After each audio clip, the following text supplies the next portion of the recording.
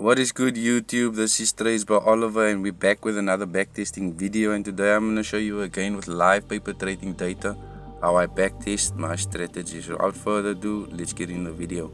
So first, initially when I got to the chart, this was on a Thursday. I didn't actually want to be in a trade, but I thought I would want to take a small scalp, maybe just the end of my week. So firstly, I marked out that the light gray. The thin line of fair value gap box that's there, that's on the hourly time frame. I marked that out.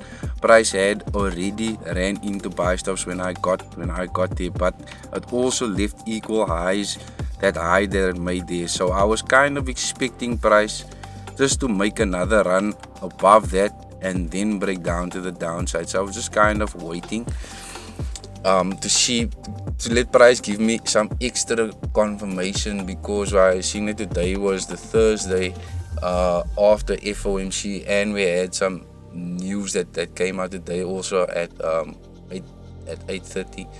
So I just wanted to be nimble and took a small trade. So at this time when this happened, I was actually not present at the chart. I had some errands I had to take care of, so I just took a run somewhere, and then the market basically just went into that fair value gap. It broke down, gave a shift in market structure after it already took buy stops, and it traded into the hourly fair value gap.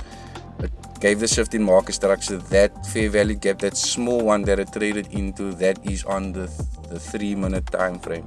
So when it traded into that, price broke down aggressively, and I wasn't actually present at the time on this chart. So you can actually see chart is just standing still now for a while. I actually cut that part of the video out, but at this time when I got back to the chart, it already broke down aggressively and gave me my confirmation that we are going lower to the low of yesterday, the low of Wednesday. So there at the bottom I marked out the low of Wednesday. That's the sell stops. That low, that short-term low that it just made there, now that is also sell stops. So I marked out the order block, not the order block, sorry, the fair value gap that's there on the 1-minute time frame, and there is a new week opening gap. Price ran right through it and went back to it, and now I'm looking for resistance coupled with my fair value gap. So I entered in on the fair value gap that is just below the new week opening gap. Now here on the CFD S&P500, the price doesn't actually touch the new week opening gap, but if you go on the ES chart, you will see that that price actually touches that new week opening gap and falls that 1 minute fair value gap. Now as when I entered in price, you can see price broke down again. I'm trying to stay current to price and marking out the fair value gaps as price is moving. Now price is fairly stagnant when it was at this point here. There's a small 1 minute fair value gap, the one that's right there. I marked that one out there.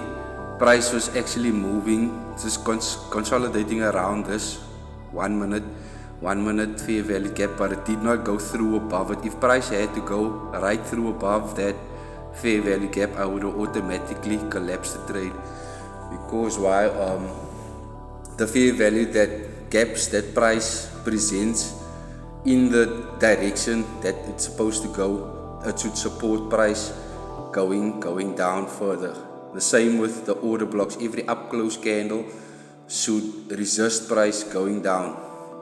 So as you can see, price ran again. It's gonna run one more time aggressively above the fair value gap, but the bodies of the 1 minute candle actually closes inside that fair value gap. It could not close outside that fair value gap, and that actually gave me the confirmation right there that price is going. So yeah, that gave me the confirmation right there, and price hit my first partial straight after that candle closed within that fair value gap, it ran straight down. Now, as priced, I took my first partial price, ran aggressively against me back, but I was composed during this because price presented another fair value gap, and this should support price, resist price, going to the downside. I marked out the center of that fair value gap, and you can see the body's closed below the center of that fair value gap, giving me again the indication that price is going lower and I have nothing to fear because of my entry or where my entry was. So now initially I took my first partial, my stop loss is in profit, so now I'm just waiting till it hits my target.